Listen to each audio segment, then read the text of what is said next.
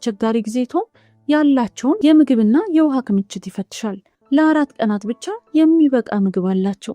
ድንገት ከውጪ ከፍተኛ ድምጽ ይሰማሉ።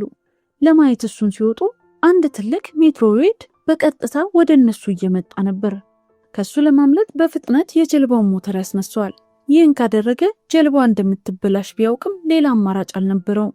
ሜትሮይዱ በቀጥታ እንዳይመታቸው ጀልባዋን ወደፊት ያንቀሳቀሳታል። ከሰማይ የሚወድቁት ነገሮች ሳተላይቶች ናቸው። ከዚህ አደጋ ገና ሳይወጡ ሌላ ሳተላይት ወደ እነሱ መምጣት ይጀምራል። አሁን ራሳቸውን ለማዳን ወደ ጀልባዋ የታችኛው ክፍል ገቡ።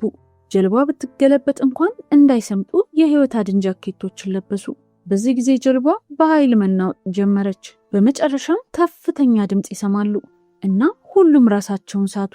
ከቆይታ በኋላ ሲነቁ ጉዳት ቢደርስባቸውም ሁሉም በህይወት አሉ። የሚገርመው ግን ጀልባዋ ላይ ብዙ ትናንሽና ትላልቅ ቀዳዳዎች ቢኖሩ ውሃ ወደ ውስጥ አልገባም።